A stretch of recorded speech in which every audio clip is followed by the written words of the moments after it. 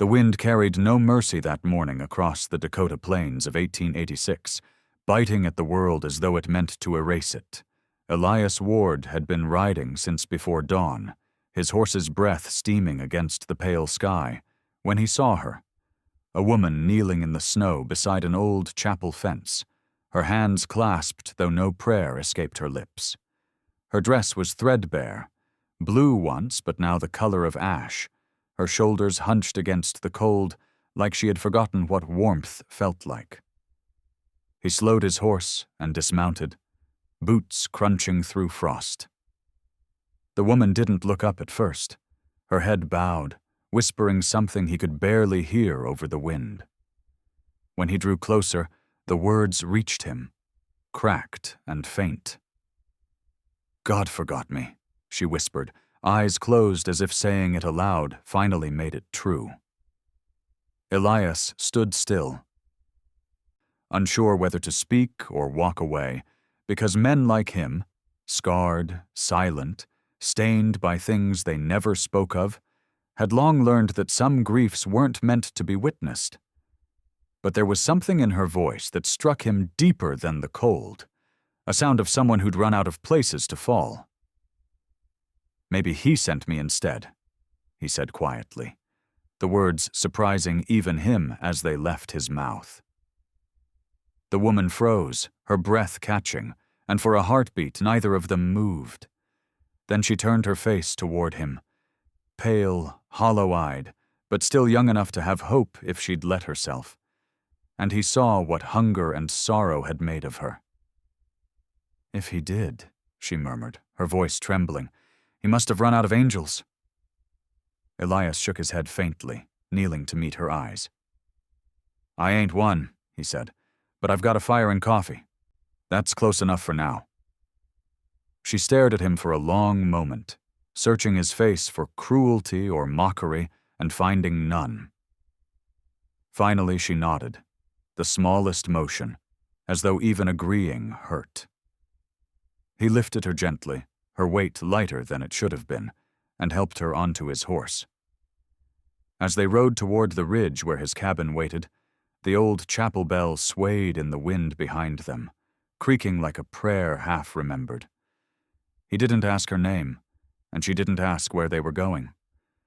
The only sound between them was the slow beat of hooves on frozen earth, and the faintest whisper of something neither dared believe in yet. The beginning of being found. When Elias pushed open the cabin door, the air inside carried the faint smell of wood smoke and loneliness, a silence so deep it seemed to hold its breath for anyone who entered.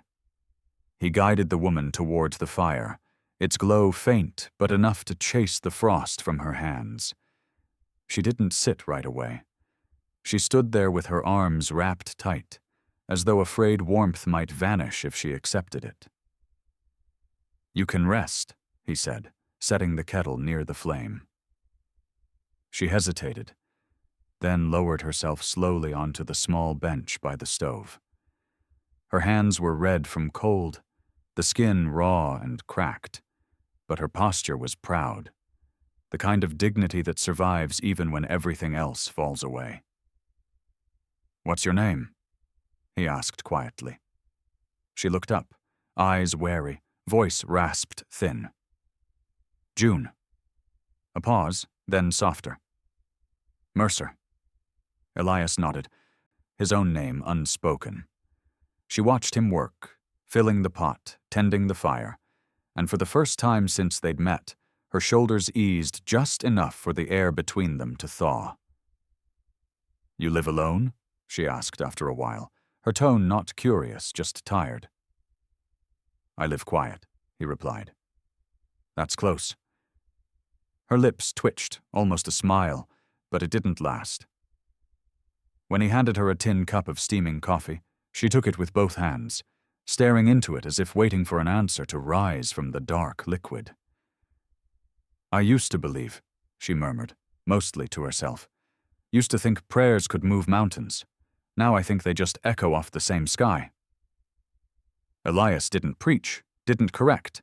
He'd heard too many sermons from men who'd never bled. Instead, He poured himself a cup and sat across from her, the firelight catching the scar along his jaw. "Maybe," he said, "but sometimes the echo's all we need to know we're not alone." She looked at him, eyes softening like she wanted to argue but couldn't. Outside, the wind clawed at the shutters, and snow whispered against the roof, but inside, something fragile began to breathe again. When she finally leaned back, her head tipping against the wall, her eyelids fluttering shut, Elias watched the flicker of firelight across her face, and realized he didn't want her to leave when morning came. The coffee went cold, but neither of them moved, because for the first time in a long time, silence didn't feel empty. It felt like shelter. Morning came slow and gray, the kind that made the world look like it hadn't decided whether to live or stay asleep. Elias was splitting wood behind the cabin when he heard a faint sound, too soft to be the wind, too human to ignore. He followed it to the barn, boots crunching on frost, and when he opened the door, the cry stopped. In the dim light, he saw movement behind the haystack.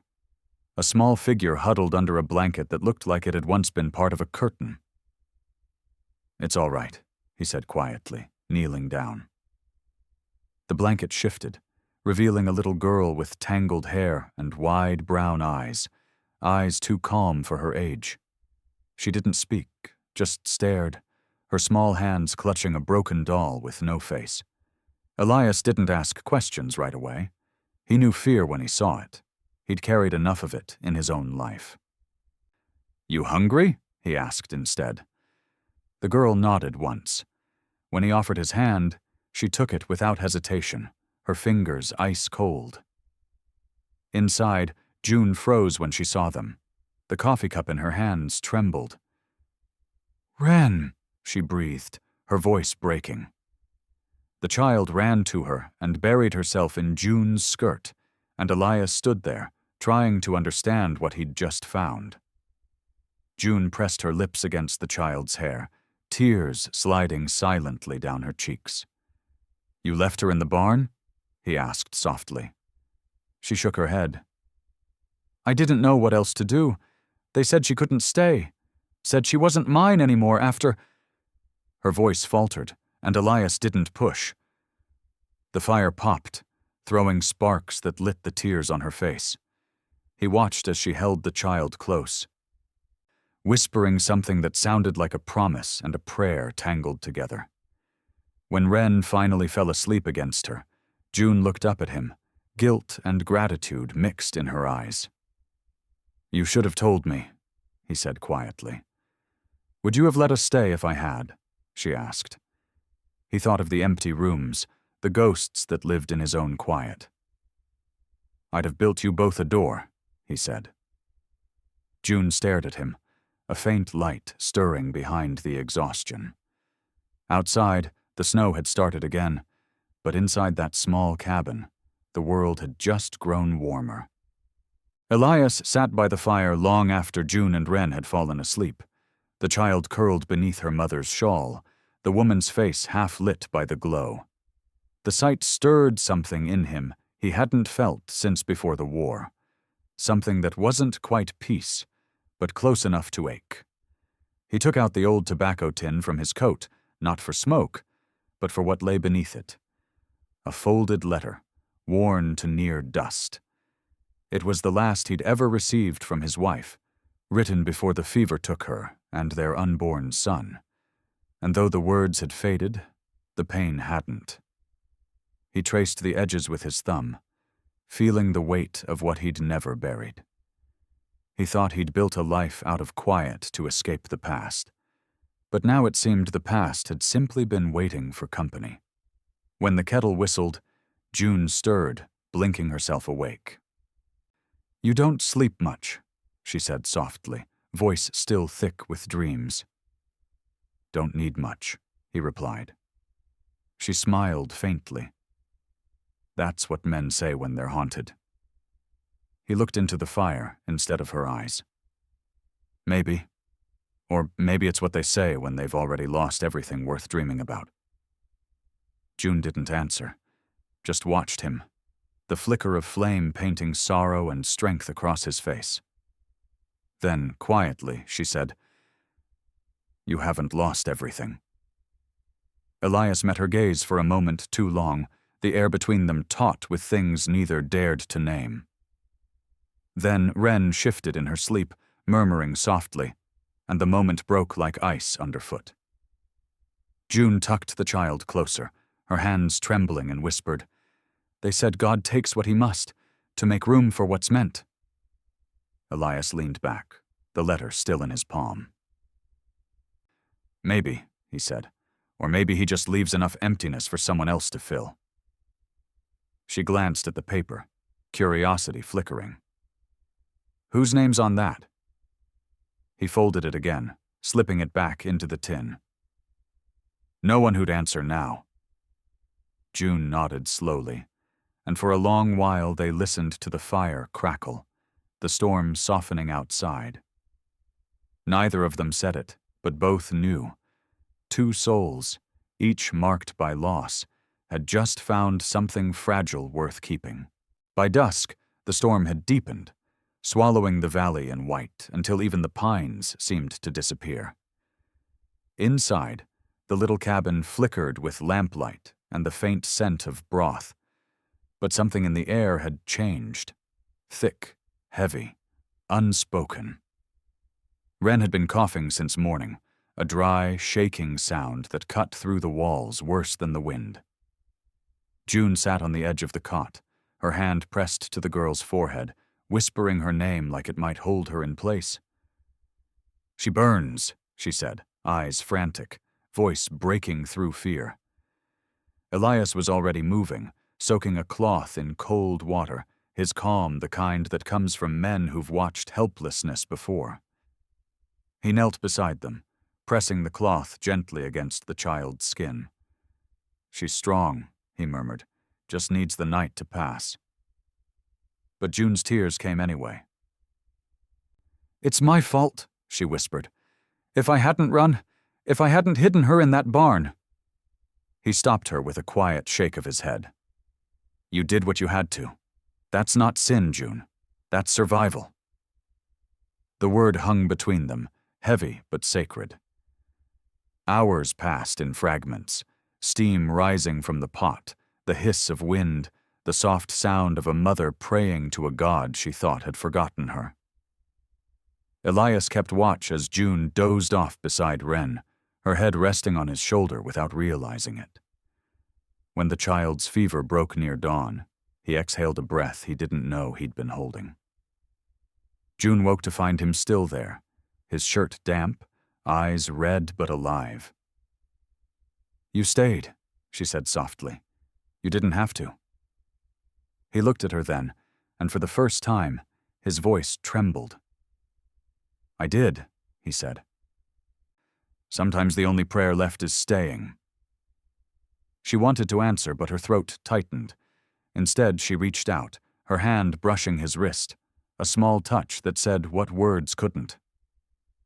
Outside, the storm began to clear, and faint light crept through the window. Elias stood, looking out across the thawing world. "Looks like God remembered you after all," he said. June looked at her sleeping daughter, at the man who'd fought a whole night beside them, and whispered, almost smiling. Maybe he just took his time. When morning fully came, it did so quietly, like it didn't want to disturb what had survived the night. Wren was still asleep, her breathing even and soft, June's shawl pulled up to her chin. Elias moved carefully, setting another log on the fire, then reached for the tin box on the mantel. June watched him, eyes tracing the small metal container that had become part of his routine. "You always open that before breakfast," she said gently. "Is it a habit or a memory?" Elias paused, then sat across from her at the table, placing the box between them. "A bit of both," he said. "It's a letter from before everything went quiet."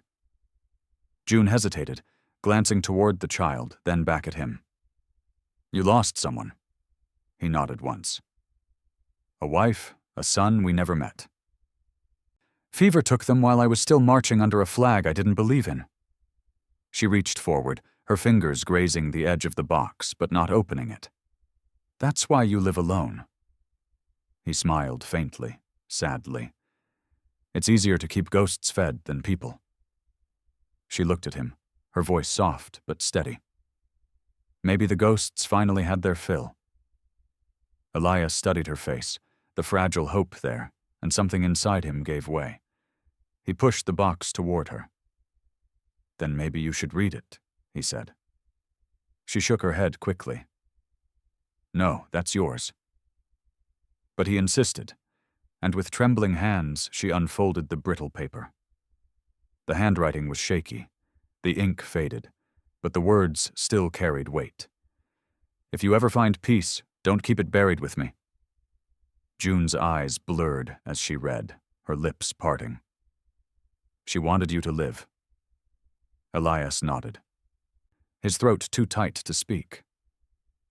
I didn't know how, he whispered. June folded the letter carefully, sliding it back. Maybe you do now. Silence followed. Gentle, not empty. The kind that lives between two people when something sacred has been shared. Outside, sunlight spilled through the window, catching the dust in golden streaks. Elias looked toward it and said quietly, I used to think grace was something you earned. June's reply was barely a breath. Maybe it's something you hold for someone else until they're ready. For a moment, neither moved, both realizing that after years of silence and loss, they were no longer strangers. They were each other's answer. By noon, the calm had broken.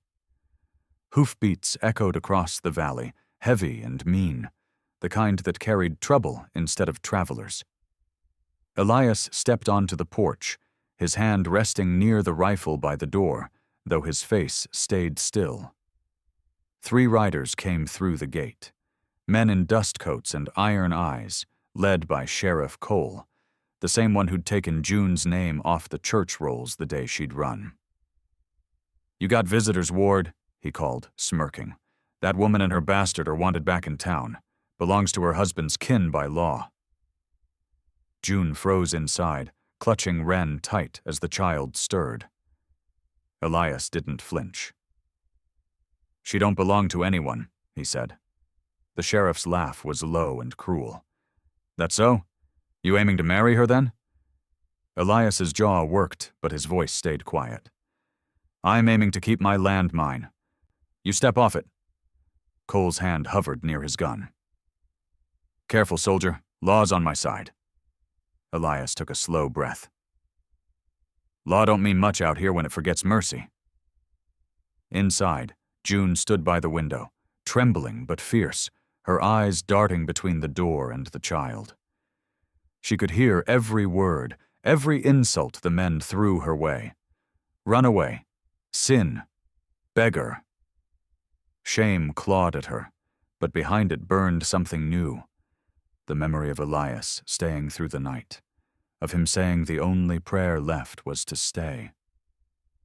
She stepped outside before she knew she'd moved, shawl fluttering in the wind. I'm not going anywhere, she said. The men laughed. Lady, you don't get to choose. She met their mockery head on. Then I'll stay here as property, same as you called him once, she said, nodding toward Elias. And you can answer to God for both. The laughter died. Cole's eyes darkened. You best watch that mouth. Elias took one step forward, voice low but sharp. You touch her, and you'll never ride again.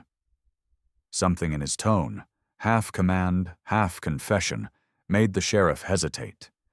Then he spat, swung his horse around, and left with the others, cursing under his breath. June stood frozen until the sound of hooves faded. Elias turned toward her, his hand trembling slightly. You didn't have to do that, he said. June's reply came soft, certain, and unshakable. Yes, I did. You taught me how." That night, the world seemed to hold its breath.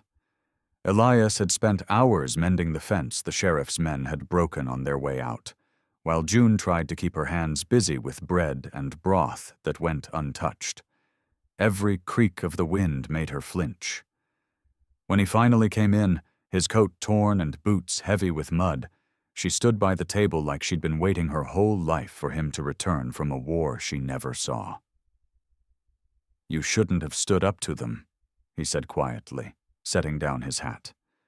"They'll be back." June looked at him, her eyes raw but steady. "Let them come. I'm tired of hiding." The words struck him harder than any blow. He walked toward the hearth, staring into the fire, the orange light washing his scarred face. "You don't understand what men like that do," he said. "I've seen it. Survived it." She moved closer, her voice trembling but fierce. "Then stop surviving it. Start stopping it." Elias turned then, the crackle of the fire between them, his silence louder than any thunder. "If I fight them, you'll lose your peace," he warned. June shook her head. "I never had peace until now." Something broke open in him, years of restraint, guilt, and quiet torment spilling over. He slammed his palm against the mantel, the old letter slipping from his pocket into the flame. For a second, neither breathed. Then June moved, reaching into the fire without thinking, pulling the burning paper out with her bare hands. She dropped it onto the floor, stamping it out, skin blistering, breath shaking. Elias grabbed her wrists, horrified. "You're bleeding!" She met his eyes, voice cracking. "Then it's real. I'm done letting ghosts live while the living burn." For a heartbeat, all he could do was stare. Then, slowly, he wrapped her burned hands in his scarf, his voice breaking for the first time in years. "You're not alone anymore." Outside, a flicker of torchlight appeared on the ridge. Men returning, angry and armed. Elias looked toward the window, then back at June, their faces inches apart. "They came for fear," he said. "Let's give them truth instead." And as the fire roared behind them, they stepped into the night together. Not hiding, not running, but ready. The sky had barely turned gray when the knock came. Heavy, official, and merciless. June stood behind Elias as he opened the door to find Sheriff Cole again, flanked by 2 deputies and the local magistrate in a wool coat. "Elias Ward," the sheriff said coldly, "you're charged with harboring a fugitive and defying lawful summons." The magistrate cleared his throat. "We'll have this settled proper at dawn." By the time they reached town, a small crowd had gathered outside the old hall, faces lit by the weak morning sun. June clutched Wren's hand, the burns on her palms still raw beneath her shawl. When they entered, whispers swirled like dust. "That's the runaway. That's the soldier. She should have stayed gone." Elias stood straight as a post, hat in his hands, while the sheriff read out half-truths dressed as law. "This woman's husband died owing debts. Her labor belongs to the estate," he declared. "The Indian man, freed or not, was taken under false contract, and this soldier here—" "Enough," Elias said, his voice cutting clean through the murmurs. "You talk about property like it's still 1862, but the war's over. You lost." Gasps rippled. The magistrate frowned. "Mind your tongue, sir." June stepped forward before she could be stopped, her voice trembling but strong. "You want proof?" she said, pulling a folded paper from her pocket. The freedom letter she'd found in Elias's drawer days ago, signed by the same judge who now sat before her. "Your hand wrote this," she said, holding it high. The magistrate squinted, his face paling as recognition sank in. "Where did you—" "From the man you forgot," she said. "The one you called laborer. Not human." Silence fell like a stone. Chaska, who had been standing in chains at the back of the hall, lifted his head, eyes shining with disbelief. The sheriff sputtered, but the judge's gavel cracked hard. "Enough. The document stands. This man is free by law, and the woman owes no bond." The crowd shifted. Someone clapped once, then again, until it swelled into something fierce and living. Elias turned to June, eyes full of everything he hadn't said. She looked back through tears, whispering, "Maybe God didn't forget after all." He smiled faintly. Maybe he was just waiting for us to remember. And as dawn spilled through the courthouse windows, the chains fell. Not with noise, but with peace. By spring, the valley had changed. The fences that once marked ownership were gone, replaced by open pasture and laughter that carried through the wind like a hymn reborn. The ranch that had belonged to James Rourke now bore a new sign over its gate, hand-carved by Elias, painted carefully by June in her slow, steady way. It read simply, "The House of the Free." Wren played in the yard with a foal she'd named Mercy, her small boots kicking up dust that sparkled under the sun. June stood on the porch, apron tied loose, hair unbound for the first time in years, watching her daughter and the man mending a fence beyond the barn. Elias worked quietly, sleeves rolled up, every motion steady and sure. But when he looked up and met her eyes, the silence between them said everything. There was no ownership, no saving, no debt, just a kind of peace built from ruin. He came up the steps, wiping his hands, and nodded towards the fields. "Never thought I'd see this land green again," he said. June smiled faintly. Maybe it was waiting for kindness instead of rain. He chuckled softly. "Kindness is harder to find out here." "So is faith," she replied. "But I think we've both seen it now." For a moment they stood side by side, the breeze lifting her hair against his shoulder. "What'll you tell Wren?" he asked quietly. "When she asks who saved who?" June looked at her daughter, then at him, and her answer came without hesitation. "I'll tell her we stopped being slaves to what broke us." He nodded, eyes wet, voice rough. "That'll do." The church bell from town rang faintly through the distance, a sound once tied to shame, now only a reminder of survival. Elias reached into his pocket and pulled out a small folded scrap, the last unburned corner of his wife's letter. He handed it to June. "You should keep it," he said. She unfolded it, tracing the single line left unscorched.